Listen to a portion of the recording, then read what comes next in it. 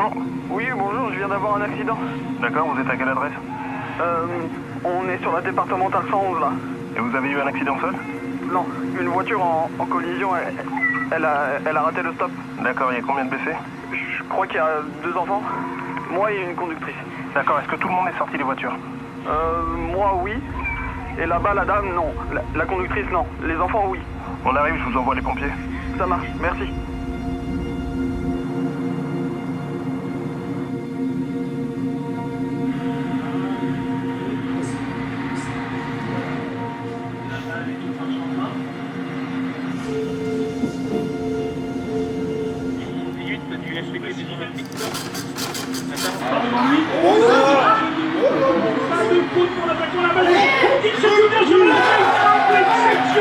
C'était pas parable.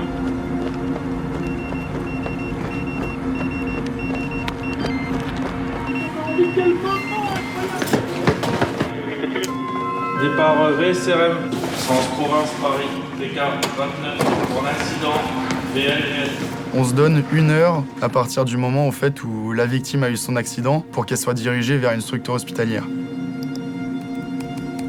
Chaque minute compte parce qu'on est dans une situation justement où il faut prendre en charge très très vite pour avoir le maximum de chances de survie. On n'est pas chirurgien, on ne peut pas ouvrir les gens, on ne peut pas les soigner, on ne peut pas stopper ce qui se passe à l'intérieur. Notre but, ça va être de sauvegarder l'état de la victime tel qu'il est, ne pas l'aggraver.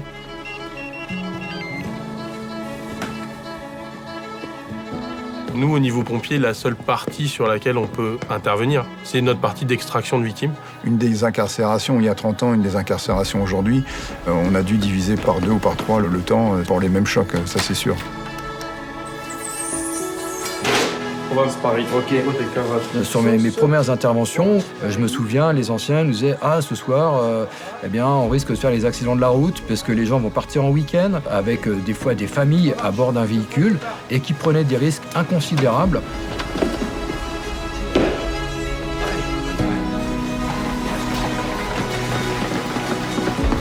Avant, on ne parlait pas de sécurité routière, beaucoup moins. Les gens n'étaient pas sensibilisés au risque d'accident dû à la vitesse et dû à l'alcool, puisqu'il n'y avait pas autant de restrictions.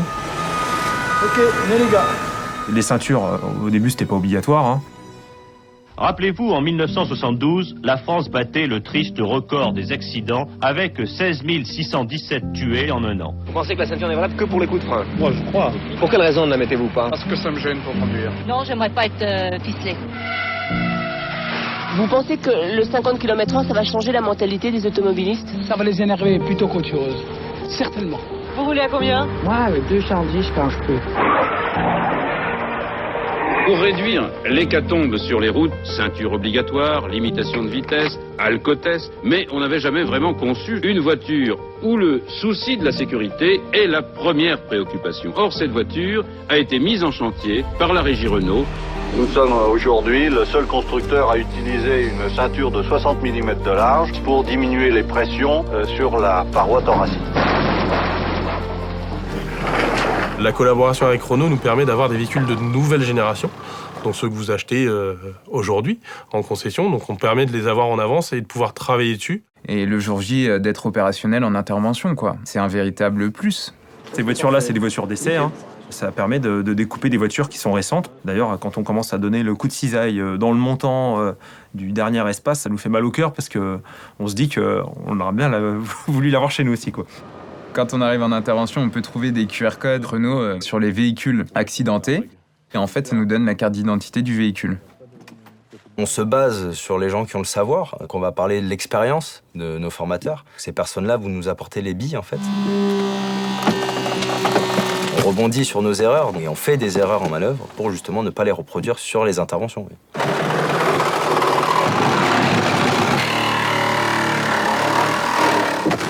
Le fait de s'entraîner, de répéter les gestes, etc., ça nous permet de gagner des minutes qu'on aurait pu perdre si on s'entraînait pas.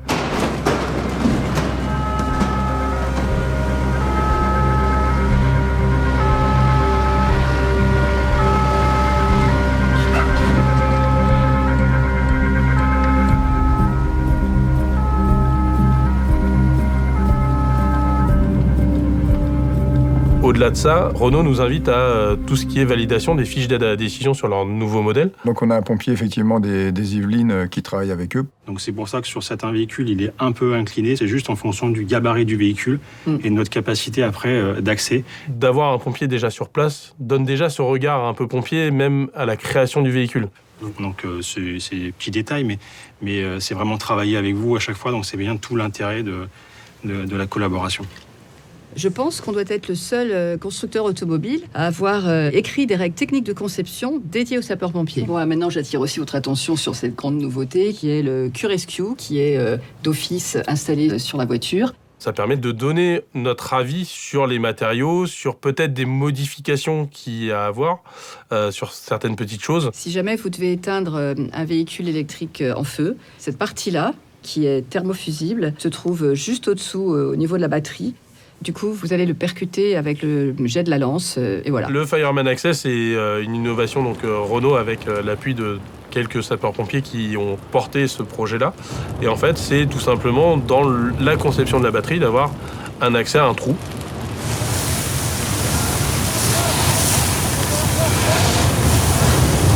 On va la noyer et le fait de la noyer, là par contre, on va être efficace et on va pouvoir éteindre le feu. Aujourd'hui, un véhicule d'une autre marque, pour éteindre ou refroidir sa batterie, donc il faut 42 000 litres d'eau. Ça nous mobilise des moyens pendant 2, 4, 5, 6 heures, ça dépend des batteries.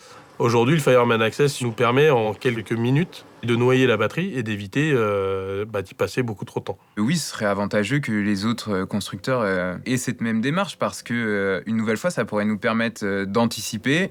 Toutes les secondes qu'on va pouvoir gagner sur intervention, c'est des secondes qui vont être mises à profit pour la sortie de la victime et la prise en charge rapidement de cette victime par une équipe médicale.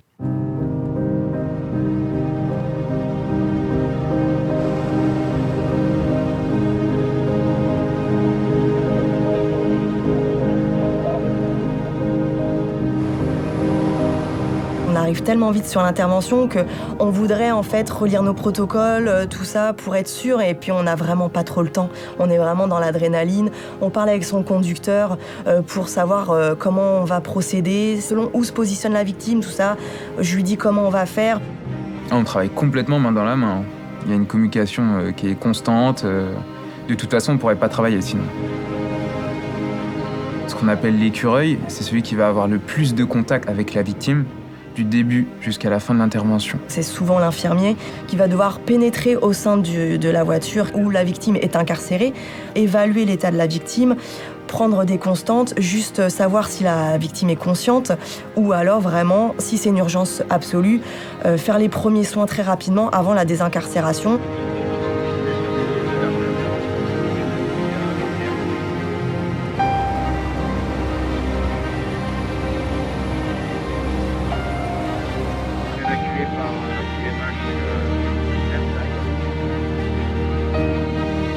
Moi, personnellement, quand j'interviens, j'arrive à faire abstraction de ce qui se passe, du contexte, prendre en charge la victime, que ce soit un enfant, une femme, un homme, qu'elle soit enceinte, âgée, peu importe.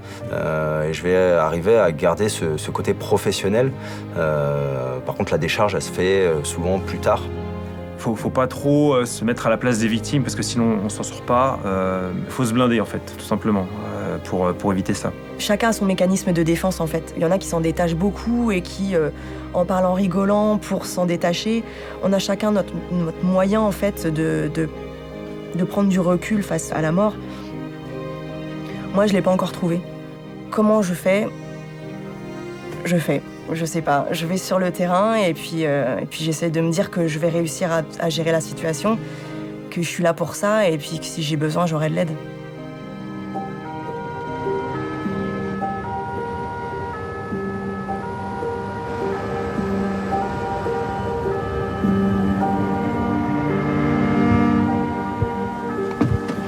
On prendra l'ensemble du matériel de secours.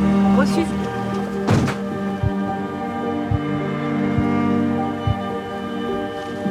Il y a une victime désincarcérée, a priori urgence absolue. Ok. Tu as regardé s'il y a quelqu'un dans la voiture? Ok.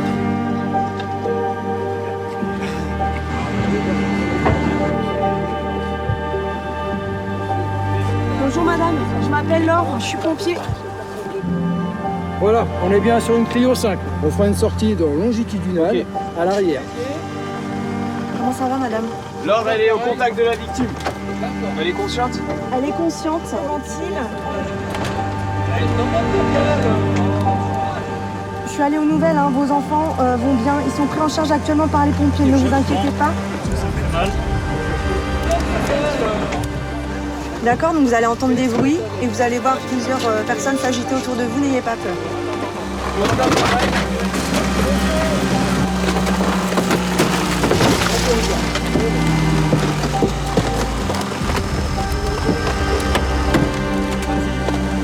Est-ce que ça va, les douleurs?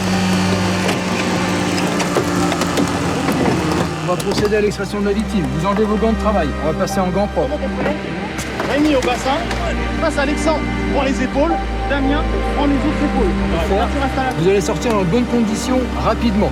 Équipier, vous êtes prêts? Vous allez sortir, pousser la victime sur le plan dur.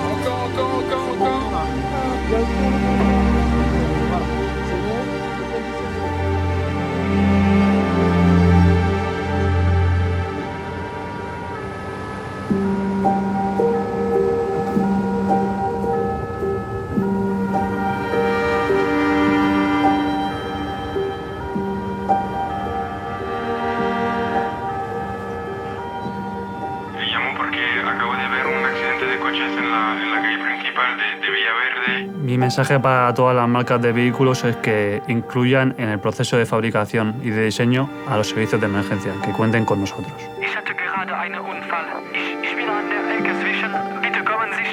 Die Zusammenarbeit mit Renault ist sehr, sehr wertvoll für uns als Feuerwehren. I think Renault set a little bit of a challenge to the other manufacturers. Un'emergenza, come posso aiutarvi? Hallo?